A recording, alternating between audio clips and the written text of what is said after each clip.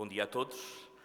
Saúdo de maneira particular os senhores bispos, cada um e cada uma de vós, e de uma forma muito breve irei apresentar o nosso primeiro conferencista, o senhor Dom José Cordeiro, que já é muito conhecido, creio eu, todos nós, já foi em diversos encontros presença aqui em Viana do Castelo.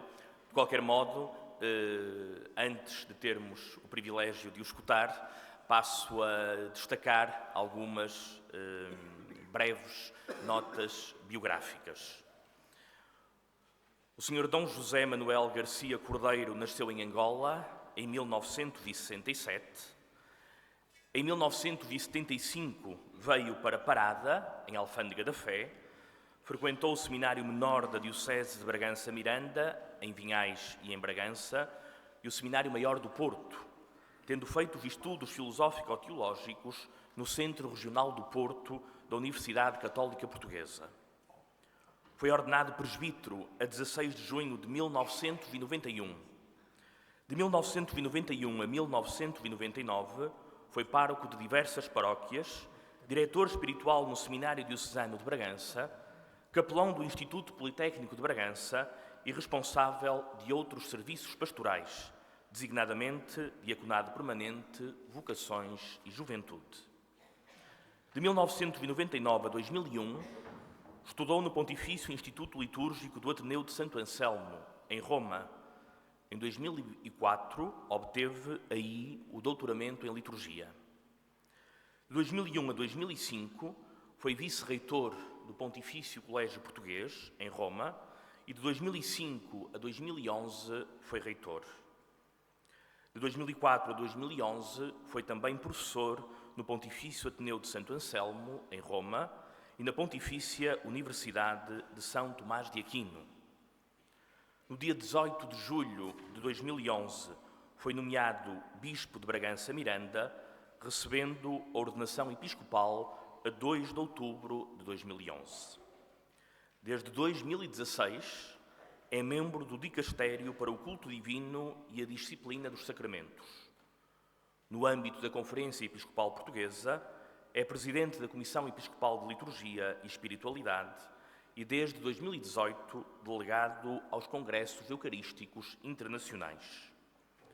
No dia 3 de dezembro de 2021, foi nomeado Arcebispo Metropolita de Braga.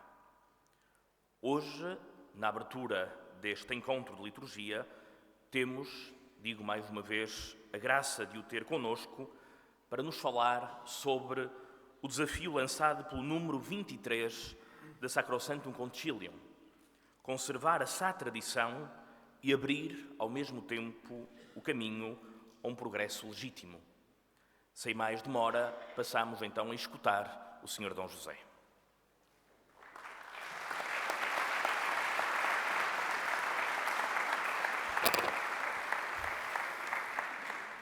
Bom dia a todos. Muito obrigado, Padre Renato, nosso novo doutor em liturgia. Quero muito agradecer ao Sr. Dom João o convite, as palavras de saudação, felicitar o Secretariado de Liturgia de Viana do Castelo, agradecer o vosso testemunho, porque não é só de exercício no Ministério da Liturgia, mas é de fé, de esperança e de caridade.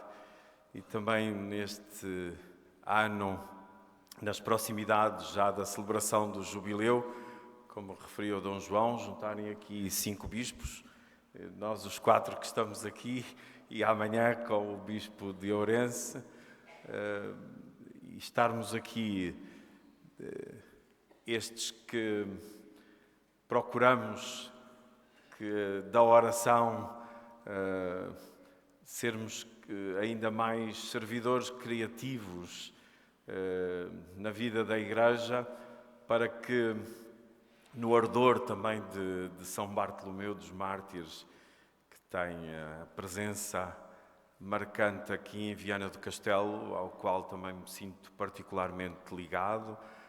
Como ouviram, a minha nomeação primeira foi no dia de São Bartolomeu dos Mártires, e quando fui nomeado também para a nova missão em Braga, o primeiro lugar onde vim pedir a bênção de Deus foi junto do túmulo de São Bartolomeu dos Mártires, aqui em Viana do Castelo, no dia imediatamente a seguir ao início do ministério do Sr. Dom João aqui em Viana do Castelo. Naquela noite ou naquela tarde eu já tinha comigo esse segredo que não podia revelar, e no dia seguinte fui pedir essa intercessão. Começo com esta confissão pessoal, mas que também desta ligação e a muitos de vós também aqui em Viana do Castelo. Agradeço esta oportunidade de me tornarem também participante da alegria da esperança neste serviço que a liturgia presta e também nesta escuta ativa e criativa no diálogo de Deus com o mundo, conforme o tema que aqui nos congrega. E o tema confiado parte do número 23 da Sacrosanto Concilium, que passarei de imediato a ler para nos situarmos melhor nesta partilha que gostaria de fazer convosco. Para conservar a sã tradição e abrir ao mesmo tempo caminho a um progresso legítimo, a revisão de qualquer parte da liturgia deve ser sempre precedida de uma cuidadosa investigação teológica, histórica e pastoral. Tenham-se ainda em consideração as leis gerais da estrutura e do espírito da liturgia, a experiência adquirida na mais recente reforma litúrgica e nos indultos aqui e além concedidos. Finalmente, não se façam inovações, a não ser que uma utilidade autêntica e certa da Igreja o exija, e com a preocupação de que as novas formas surjam a partir das já existentes, por um desenvolvimento de algum modo orgânico. Evitem-se também, na medida do possível, diferenças notáveis de ritos entre regiões confinantes. A liturgia é um organismo vivo e com uma tradição a conservar e com um progresso a permitir. Tradição e progresso, ou melhor, progredir respeitando a tradição. Antes de tudo, conservar a sã tradição e abrir o caminho a um progresso legítimo é um caminho a seguir e não pode entender-se como duas ações dissociáveis. Sem um progresso legítimo, a tradição reduzir-se-ia a uma coletânea de coisas desaparecidas e nem sempre todas boas. Sem a sã tradição, o progresso legítimo corre o risco de se converter numa busca doentia da novidade que não pode gerar vida. Por isso, a transmissão, como recordou o Papa Bento XVI numa audiência em 2006, não é a transmissão de coisas ou de palavras, uma coleção de coisas mortas, mas é o rio vivo que nos liga às origens, o rio vivo no qual as origens estão sempre presentes. O grande rio que nos conduz ao porto da eternidade. Assim, evita-se um progressismo sem memória e um tradicionalismo sem capacidade de renovação. Trata-se, então, da tradição viva da Igreja. Em 1985, a quando da celebração do Sínodo Extraordinário dos Bispos sobre o balanço dos 20 anos do Concílio Vaticano II, os padres sinodais afirmaram claramente que a renovação litúrgica é o fruto mais visível de toda a obra conciliar.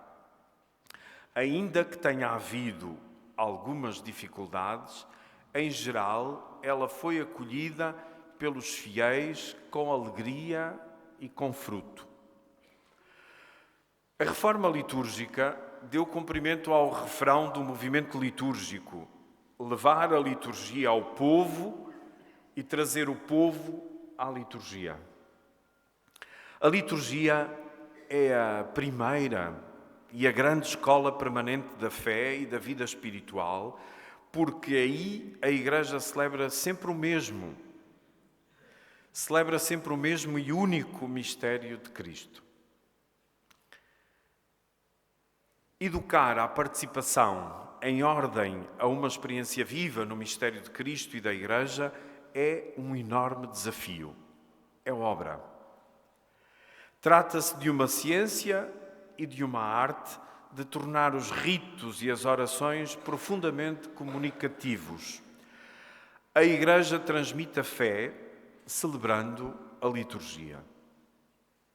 Recentemente, o Papa Leão XIV confirmou: bem sabemos que a formação litúrgica é um dos temas centrais de todo o percurso conciliar e pós-conciliar. Foram dados muitos passos em frente, mas ainda há um longo caminho a percorrer. Não nos cansemos, retomemos com entusiasmo as boas iniciativas que a reforma suscitou e, ao mesmo tempo, procuremos novos caminhos e novos métodos. A promulgação da Constituição da Sacrosanto Concílio, que aconteceu no dia 4 de dezembro de 1963, 400 anos depois da conclusão do Concílio de Trento, que se concluiu no dia 4 de dezembro de 1563, pela primeira vez na história da Igreja, um concílio ecuménico tratou colegialmente o tema litúrgico em geral. A reforma litúrgica insere-se exatamente na quádrupla finalidade geral do concílio: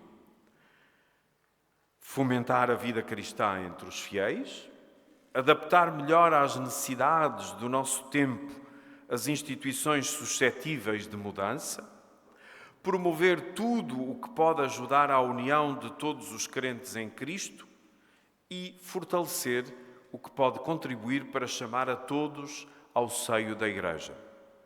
Por isso, os princípios da reforma litúrgica foram aumentar a vida cristã, adaptar as instituições eclesiais ao nosso tempo, promover a união dos cristãos, o ecumenismo, propor a todos os homens o convite de entrar na Igreja, a missão. Por isso, sem oração não há missão. Podemos até dizer, sem liturgia não há missão. O contrário também é verdade. Sem missão não há liturgia, porque a liturgia em si já é uma missão. Por isso até ousamos dizer sempre: da missa passamos à missão e da missão à missa. Realizar depois a nobre simplicidade e a clareza na brevidade dos ritos. Na realidade, recordou São João Paulo II, para muitos a mensagem do Concílio do Vaticano II foi percebida, acima de tudo, através da reforma litúrgica. Hoje, à distância de 60 anos da conclusão do grande evento conciliar e dos 62 anos, ou de 63, já estamos no início deste ano, verifica-se que a liturgia viveu, depois dos primeiros anos da reforma litúrgica, uma fase de crise, dominada pela perda de entusiasmo, desencantada por não obter rapidamente os resultados que se esperavam em relação aos generosos esforços iniciais. Talvez se esperasse da reforma litúrgica uma utilidade pastoral que não lhe correspondeu, porque a liturgia, de facto, não é um instrumento de pastoral, mas a ação pastoral mesma da Igreja. no seu núcleo e na sua fonte, isto é, o lugar de encontro santificante das pessoas e glorificante do Pai mediante Jesus Cristo no Espírito Santo. Após uma recuperação do encanto e da beleza da liturgia, vive-se atualmente o tempo da pastoral e da espiritualidade litúrgicas. Pode-se, portanto, articular em 5 períodos estes 42 anos da Reforma Conciliar, a saber, entusiasmo, desencanto, como acontece na nossa vida e na relação entre as pessoas, porque a liturgia é um organismo vivo. Recuperação, pastoral litúrgica e espiritualidade litúrgica. Nos anos 60, viveu-se o enorme entusiasmo da aplicação da reforma da liturgia. Estarão aqui muitas pessoas mais capazes de testemunhar isso ao vivo do que eu. A abertura da liturgia às línguas vernáculas, o papel relevante atribuído às conferências episcopais, a restauração da concelebração e da comunhão sob as 2 espécies, que ainda estamos longe também de conseguir isso na prática do cotidiano, ou pelo menos dos domingos.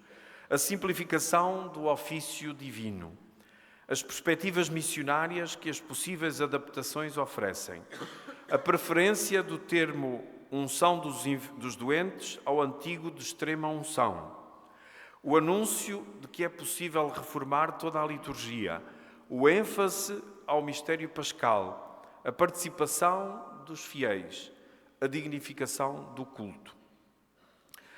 Os anos 70 assistiram a um desencanto na recepção da reforma devido à renovação não suficientemente preparada, permanecendo a reforma no exterior. Acresce ainda a fixação das celebrações e a publicação dos livros litúrgicos, o crescimento rápido da secularização da sociedade, a crise dos sacerdotes. Nestes anos, ao ver que a liturgia não resolvia todos os problemas de fundo, a preocupação pastoral voltou-se para a evangelização. A recuperação opera-se nos anos 80. Uma reorientação litúrgica favoreceu a procura de um novo estilo de celebração. A relação celebração-evangelização tornou-se mais dinâmica e conciliatória. A pastoral litúrgica salienta-se nos anos 90. Existe uma plena sintonia com os novos livros litúrgicos e um renovado interesse pela palavra de Deus. Como já se referia o número 23, que lemos logo ao início. Surgiram os novos lecionários, com um dinamismo vital. Aquilo que se escuta na ação litúrgica se atua depois também na própria vida. Sublinhou-se o domingo como a festa primordial. Essa também é a grande novidade que vem sublinhar o que é de sempre na Igreja. O domingo é a principal festa da Igreja. E se quisermos até, a Igreja não conhece outra festa a não ser a Páscoa. E é da Páscoa que nós vivemos. Depois, claro, no segundo milénio, sobretudo, multiplicaram-se tantas festas e hoje temos festas quase todos os dias do ano e às vezes nem temos já espaço para celebrar o tempo comum, porque ainda queremos encher tudo aquilo que nos parece ser um vazio. O valor da liturgia das horas, a nova evangelização tornou-se uma prioridade e a oração da Igreja foi considerado como maior destaque, bem como a experiência do silêncio e da oração. Mesmo na liturgia, todos nós experimentamos isso, temos medo do silêncio, parece-nos que é um vazio, incomoda-nos. Mas o silêncio é orante. O silêncio tem um lugar marcante na liturgia. No terceiro milénio, apela-se à espiritualidade litúrgica, formulando-se até este voto que São João Paulo II escreveu no Spiritus et Sponsa, que neste início de milénio se desenvolva uma espiritualidade litúrgica que leva as pessoas a tomarem consciência de Cristo como primeiro liturgo, que não cessa de agir na Igreja e no mundo em virtude do mistério pascal, continuamente celebrado, e associa a si mesmo a Igreja para o louvor do Pai na unidade do Espírito Santo. A liturgia é sempre uma oração ao Pai, pelo Filho, no Espírito Santo. As realidades fundamentais para a espiritualidade litúrgica, operada pelo renovamento litúrgico do Segundo Concílio do Vaticano, são o uso dos salmos, a frequência da leitura da Bíblia como Lectio Divina. Felizmente, em muitas comunidades está a ser uma boa prática, a experiência de uma Assembleia Orante, a consciência e a familiaridade com os grandes textos dos padres da Igreja e dos escritores eclesiásticos. Então, a liturgia compõe-se de uma dupla realidade, uma invisível, imutável e eterna, daí a sã tradição, e outra humana, visível e suscetível de modificação, o progresso legítimo. Para conservar essa sã tradição e abrir ao mesmo tempo o caminho a um progresso legítimo, é necessário um fundamento. E esse fundamento é o de sempre, que é a Palavra de Deus, é a tradição viva da Igreja, como nos recorda este número 23 da Sacrosanto Concilium, esta cuidadosa investigação teológica, histórica e pastoral, que o Concílio Vaticano II dispunha, não por si mesmo, a partir do momento em que foi convocado, mas por um enorme movimento litúrgico, bíblico, catequético, que já existia desde os finais do século XIX, mas sobretudo nos inícios do século XX, e por isso é dessa grande fonte, como se referia antes, o rio, que depois estava em condições quase de desaguar no mar, que foi o Concílio Vaticano II. E por isso, Sacrosanto Concílio é um primeiro documento, porque era o que já estava em preparação e em realização em muitas realidades eclesiais. A liturgia não deve, por isso, ser considerada uma peça preciosa de museu, mas a oração viva da Igreja. Ou melhor, a liturgia é algo permanente e vivo ao mesmo tempo. E aqui é que está a nossa dificuldade, porque ser criativo na liturgia não é improvisar, como muitas vezes acontece. E, normalmente, é-se criativo onde não se deve. E temos tantas outras possibilidades, e que certamente nos laboratórios destes 2 dias também irão ser trabalhados. E temos tantas possibilidades entre aquilo que é a norma e a liberdade, temos tantas possibilidades e ainda não estão a ser devidamente usadas no que respeita, por exemplo, à oração universal ou à oração dos fiéis, porque o livro mesmo que nós temos, porque é uma edição da Conferência Episcopal Portuguesa para ser um serviço às comunidades, mas deveria ser gerado das próprias comunidades. Temos aí um lugar de um bom exercício de criatividade todos os domingos, nas admonições, na apresentação dos dons, em tantos outros momentos da celebração da Eucaristia, dos sacramentos e dos sacramentais. A renovação conciliar da liturgia realizou-se de modo evidente na publicação dos livros litúrgicos. Esta renovação exigiu um aprofundamento das riquezas das fontes litúrgicas em plena fidelidade à Sagrada Escritura e à tradição. E a tradição, quando nós falamos de tradição, costumamos até dizer com o T maiúsculo, para não confundir com tradições. E às vezes as tradições têm 10 anos, têm 20 anos, têm 50 anos, têm 100 anos, têm 200 anos, mas a liturgia e a tradição têm pelo menos 2026 anos. esta renovação exigiu um aprofundamento grande e a pastoral litúrgica requer-se não só esta dupla fidelidade à Sagrada Escritura e à tradição, mas um renovado interesse pela Palavra de Deus, para que aquilo que se escuta na ação litúrgica se atue depois também na própria vida. Mais que uma tensão entre a tradição e o progresso, a reforma litúrgica quer ser uma renovação. Na linha de uma sempre viva tradição, a transmissão contínua da fé. E hoje sentimos essa dificuldade, mas não é só na liturgia, é na igreja, mas também é na família, é na sociedade, é na escola, é transversal ao tempo que nos toca viver. E se calhar a palavra mais apropriada para este tempo é mesmo a palavra complexidade. Todos nós sentimos esta tensão e esta dificuldade, mas é uma nova oportunidade, porque é o melhor tempo que temos para viver, porque é um dom, é uma graça que Deus nos oferece. E juntos poderemos também deixar esta marca positiva da nossa peregrinação sobre a terra e da nossa missão na Igreja. A liturgia está, então, aberta e consente esse desenvolvimento orgânico. Mas não pode ser da minha ideia luminosa, da minha cabeça ou da minha paróquia.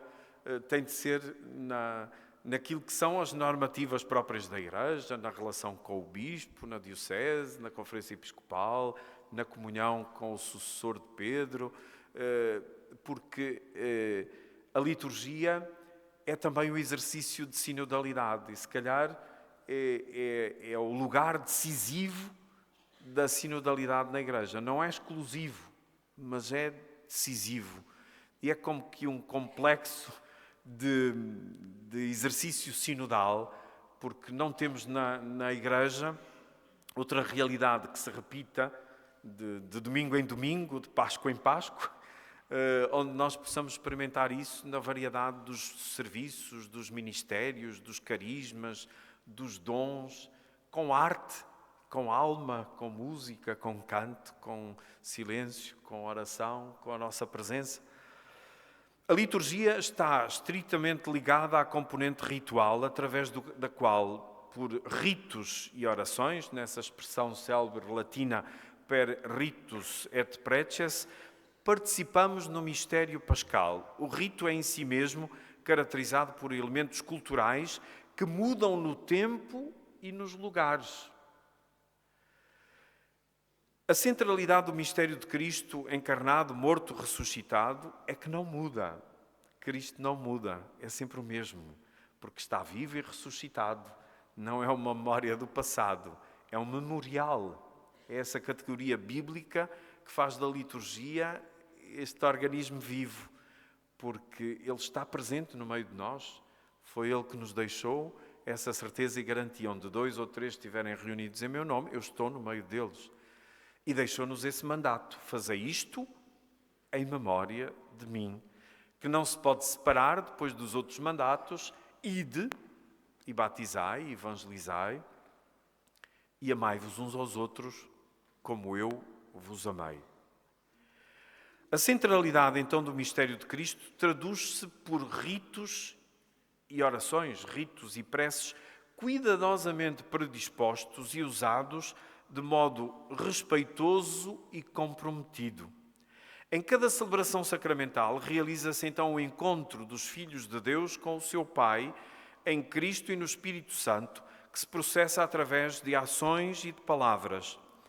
A liturgia era... Quem experimentou isso antes da Reforma, mas nos documentos que nós sabemos ao longo da história, e sobretudo antes até do Concílio de Trento, era um amontoado de orações e de gestos que poucos entendiam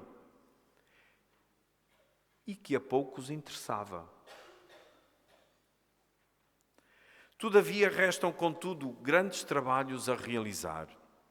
O prosseguimento da séria investigação bíblica, teológica, pastoral, espiritual, sobre os temas atinentes à liturgia, será certamente um apoio precioso para o desenvolvimento e a consolidação da mesma, sempre a renovar no espírito e na prática concreta. No futuro, o problema em aberto é o da inculturação litúrgica, em ordem a uma verdadeira identidade em cada igreja particular. Já se deram alguns passos, por exemplo, também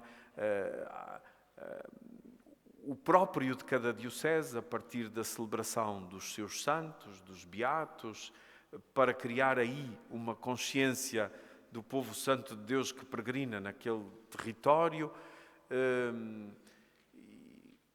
Alguns ritos que possam ser introduzidos a partir de momentos significativos da vida concreta daquela igreja, sempre na comunhão com o Colégio Episcopal e a Igreja, como professamos no Credo, una, santa, católica e apostólica, porque aquele que presida a comunidade não é o bispo, o presbítero ou, noutras celebrações, o orientador, mas é Cristo mesmo.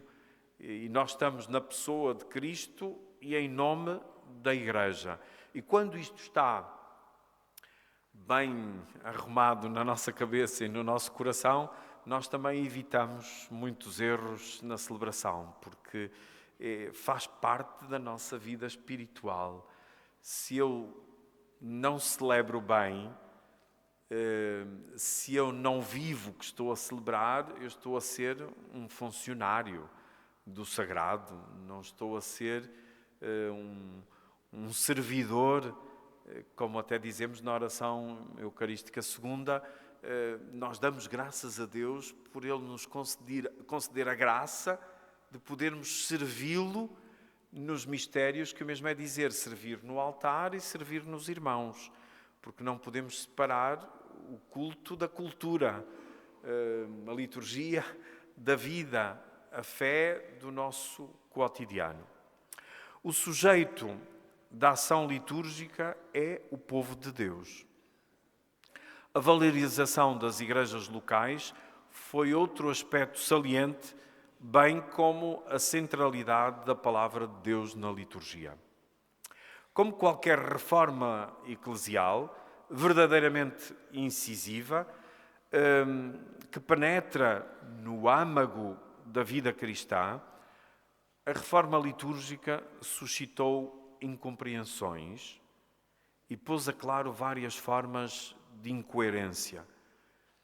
Em geral, a reforma litúrgica foi bem acolhida na Igreja e no rito romano. Verificou-se que a liturgia viveu, depois dos primeiros anos da Reforma, essa tal fase de crise, dominada pela perda de entusiasmo, desencantada por não obter os resultados úteis e imediatos que muitos esperavam. Talvez se esperasse essa tal utilidade, se quisesse instrumentalizar a liturgia, como coisificamos também a Eucaristia. Ao longo da história da Igreja e da história da liturgia, nós percebemos isso, que do banquete, do estarmos juntos à volta do altar, na escuta da palavra, na fração do pão, se passou rapidamente para o querer ver a hóstia, o querer ser apenas assistente e não participante, não parte ativa, consciente, para que depois seja também fecunda essa mesma participação na vida do cotidiano. Certamente que muitos motivos levaram a isso, o não conhecer os ritos, nem conhecer a língua, porque era tudo em latim, mas não foi sempre assim. Mesmo aqueles que alegam que é uma língua sagrada, mas nos primeiros 4 séculos da Igreja, a Igreja celebrou em grego. Depois é que passou a celebrar em latim e hoje celebramos nas línguas que Deus entende, que é a língua que cada um de nós fala. É a língua que os povos e as culturas se servem para comunicar entre si.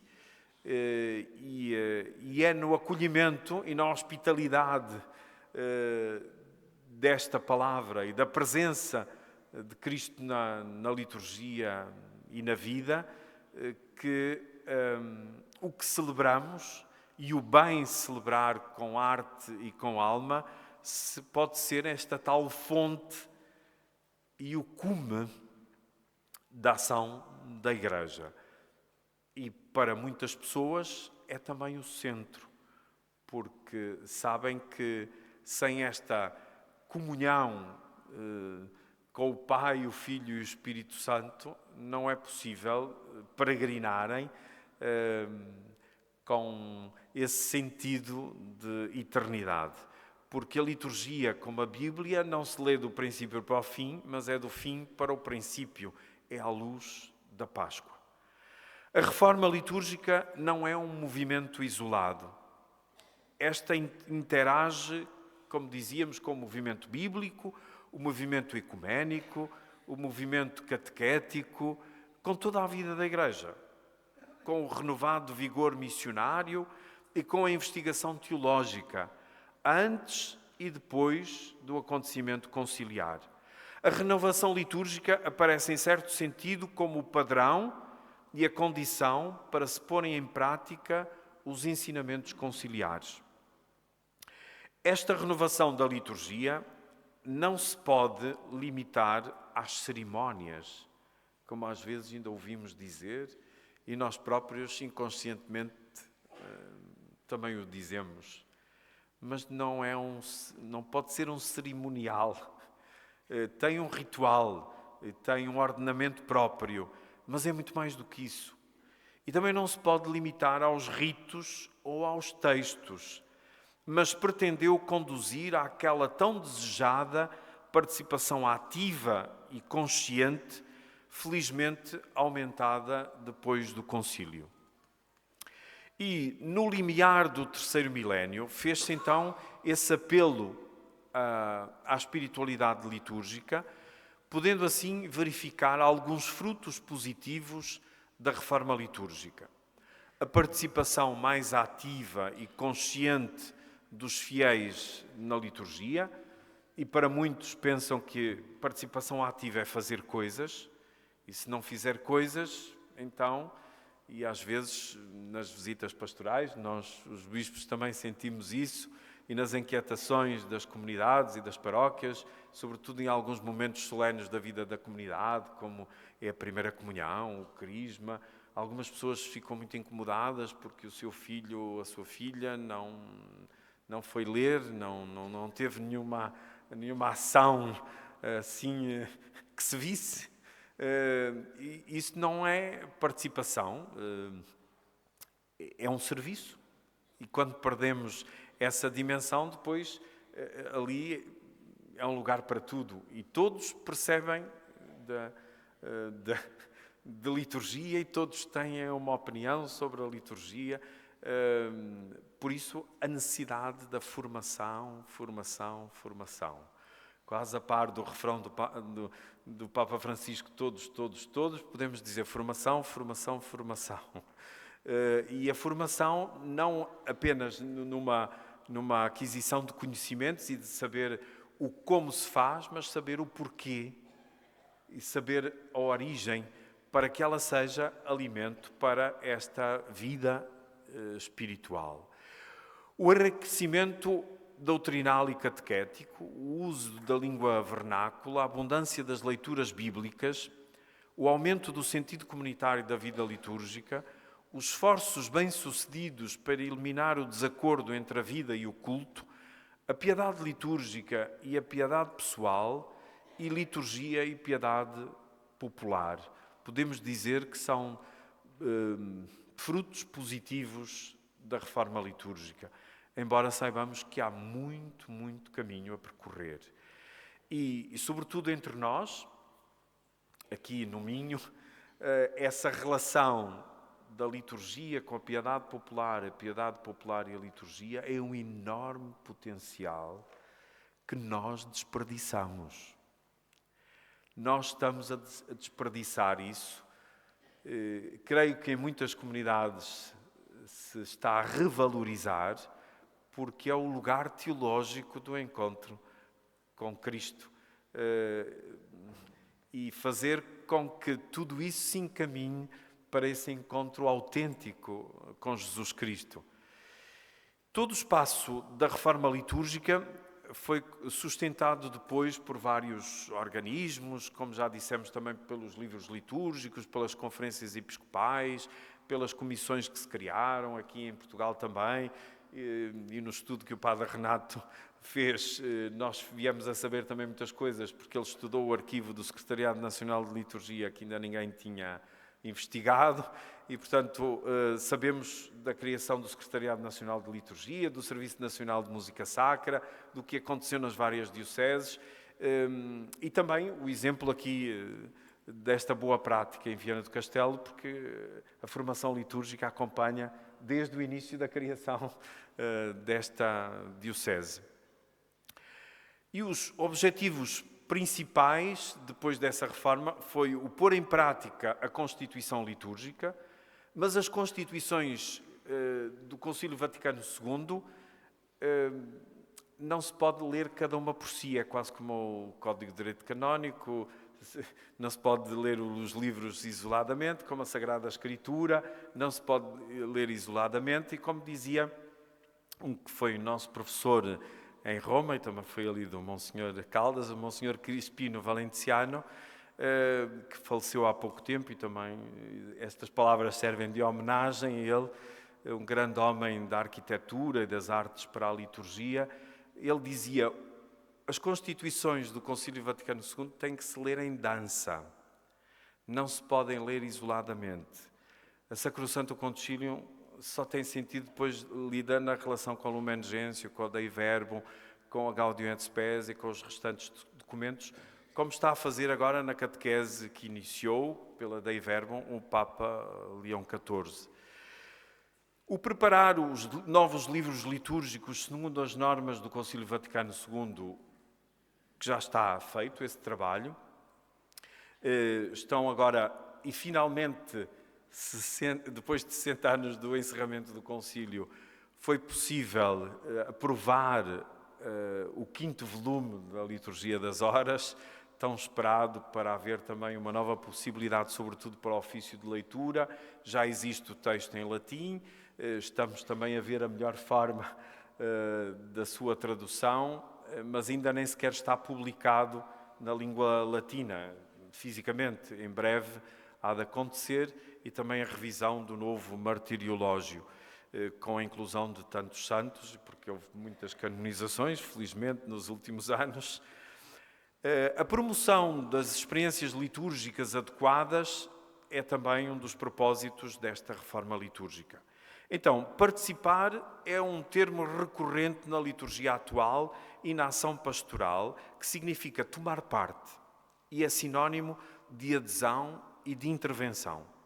É uma expressão tão usada que até parece mesmo o mote da reforma litúrgica, qualificada com vários adjetivos: plena, consciente, ativa, criativa, piedosa, fácil, interna, externa. Ser participante, enquanto ação humana, implica atitudes externas e hábitos interiores. Uns e outros são, por sua vez, suscetíveis de gradualidade. É como quando aprendemos a caminhar ou até a conduzir, é triciclo, bicicleta, automóvel, não é logo para o automóvel. O mesmo também na educação litúrgica a fazer às crianças, aos adolescentes, aos jovens, e sermos criativos nisso. E não apenas exigir e lamentarmos-nos que os jovens não vão, dizem que a missa é uma seca, mas é uma contradição. Nós dizemos que a missa é uma fonte. Então, se eles estão sedentos, se temos essa fonte, como é que podemos fazer chegar?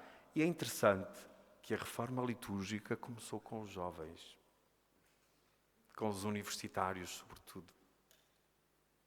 Porque foi a partir dessas experiências que Romano Guardini, tantos outros autores, construíram o espírito da liturgia que depois levou à constituição da Sacrosanto Concilium, Ottocasal e tantos outros homens e mulheres. E por isso temos aqui também um enorme desafio para nós. Estes, então, suscetíveis de gradualidade e de modalidade diferentes, todas orientadas para uma finalidade ou meta da ação participada, isto é, a própria celebração litúrgica. Aquilo em que se participa na liturgia é o mistério que se celebra, sob a forma de memorial. Participar na celebração significa transcender e ultrapassar o âmbito meramente semântico, ritualista, para penetrar no coração da ação litúrgica. A participação externa é apenas o primeiro estádio da participação na celebração, que é simultaneamente subjetiva e objetiva. A fusão destes dois tipos de participação, isto é, um ideal para o qual a pastoral e a espiritualidade litúrgicas se orientam, e outro real a partir da nossa própria realidade. Porque às vezes dizemos, não temos pessoas, não temos recursos humanos, mas com as pessoas que temos, onde 2 ou 3 estiverem reunidos em meu nome, e esses grupos, como dizia, da reforma litúrgica, não passavam alguns de 30, ou alguns nem chegavam a isso, outros mais alargados, porque o sermos até uma comunidade com menos estatística, com menos números, pode permitir a esta participação mais plena, mais actuosa, mais consciente. Os participantes são as pessoas fiéis, que se tornam atores e ministros da própria celebração. Participa-se numa celebração quando as pessoas estão envolvidas, integram e interagem entre elas diante do mistério das 3 pessoas da Santíssima Trindade. O serviço e a criatividade na missão são indispensáveis. Não se perca o que já construímos, mas que se multiplique. Tenhamos então ânimo para investir na fragilidade dos sonhos e na fidelidade criativa. Um teólogo contemporâneo, Schillebeeckx, disse: os caminhos de autêntica fidelidade são sempre necessariamente caminhos de sábia criatividade. A liturgia é essencialmente pastoral. Sim, o Papa Francisco recordou na carta sobre a formação litúrgica ao povo santo de Deus, Desiderio Desideravi. A Igreja vive da liturgia. Esta é a sua dimensão decisiva, não exclusiva. A liturgia é a primeira escola de fé e vida espiritual. E também a Conferência Episcopal Portuguesa, na nota pastoral Liturgia, Vida da Igreja, reafirma: nela deixamos de falar sobre Deus para falar com Deus e agir em Deus. Celebrar, ou seja, frequentar a liturgia, é cultivar em perene surpresa o organismo vivo que é a Igreja, contemplando, como sublinhou o Papa Francisco, a beleza e a verdade da celebração cristã. Na verdade, a formação para a liturgia, com efeito, não se reduz a ensinar como se celebra, mas, sobretudo, a compreender a teologia da celebração, o que se celebra, o porquê e para quê se celebra na liturgia. Educar liturgicamente é uma iniciação às orações e às atitudes fundamentais da celebração, isto é, à linguagem e ao simbolismo do louvor, da escuta, da ritualidade, do canto e do silêncio. A tradição funda-se na Páscoa. As tradições a exprimem-na ao longo das épocas culturais. Celebrar com arte e com alma é o primeiro discernimento da criatividade. A Igreja diz-se a si mesma no bem celebrar a liturgia. E como dizia um poeta italiano, Carlo Levi, e com isto termino: o futuro tem um coração antigo. Muito obrigado pela vossa paciência.